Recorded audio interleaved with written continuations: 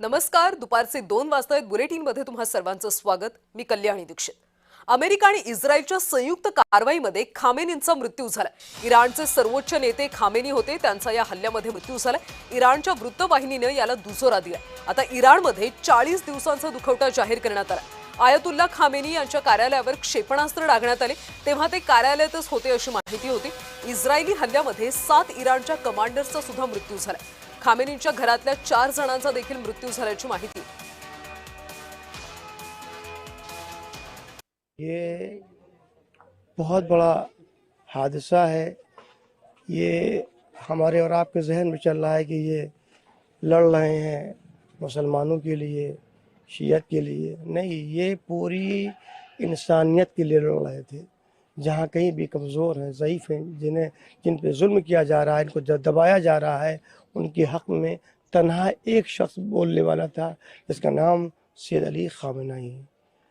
और इनकी देरीना ख्वाहिश तमन्ना थी, जिस रास्ते पे हमारे आबा व अजदाद गए हैं, शहीद हुए हैं, हमें भी वही तमन्ना है, हक़ के राह पे हम शहीद हो जाएं। इन्होंने अपने आप को झुकाया नहीं, बल्कि जुल्म के आगे इन्होंने सिलेंडर नहीं हुए। जुल्म इंशाअल्लाह एक दिन थक जाएगा और ये इंसानियत का परचम बुलंद होकर रहेगा।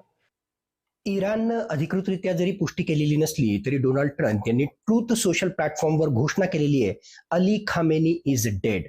मग जर अली खामेनीचा खरोखरच मृत्यू झाला असेल तर आता पुढे इराणचं काय होणार, हा सगळ्यात मोठा प्रश्न त्या ठिकाणी आहे.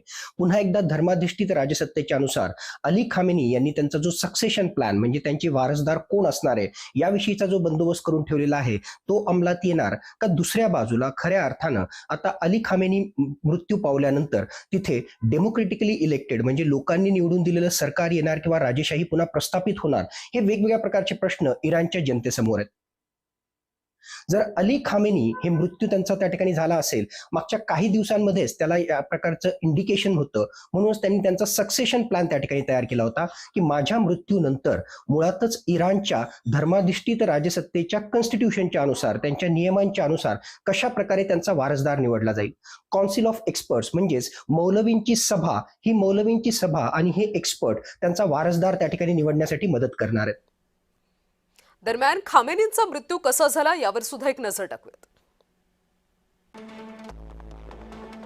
तर इराणमधले सर्वात दुसरे शक्तिशाली नेते म्हणून खामेनी हे ओळखले जायचे. 1981 मध्ये ते इराणचे राष्ट्राध्यक्ष म्हणून त्यांची निवड झाली.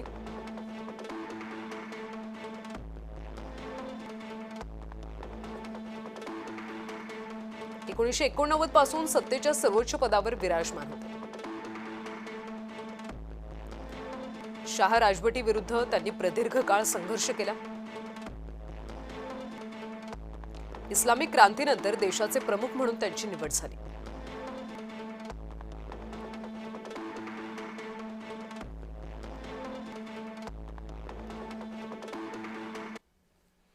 दरम्यान अमेरिका आणि इस्रायलच्या हल्ल्यामध्ये खामेनींचा नेमका कसा मृत्यू झाला तेही पाहूयात. कार्यालयात काम करत असताना खामेनींचा मृत्यू झाला अशी माहिती मिळते. खामेनींच्या कार्यालयावर हल्ला झाला होता.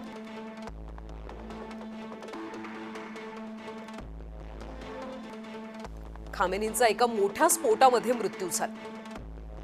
काल अमेरिका आणि इस्रायलकडून सातत्याने हवाई हल्ले करण्यात आले. अमेरिकेच्या हल्ल्याच्या वेळी खामेनी हे कार्यालयात होते अशी माहिती मिळते आणि त्याच हल्ल्यामध्ये त्यांचा मृत्यू झाला. कार्यालयात काम करत असताना खामेनींचा मृत्यू झाला.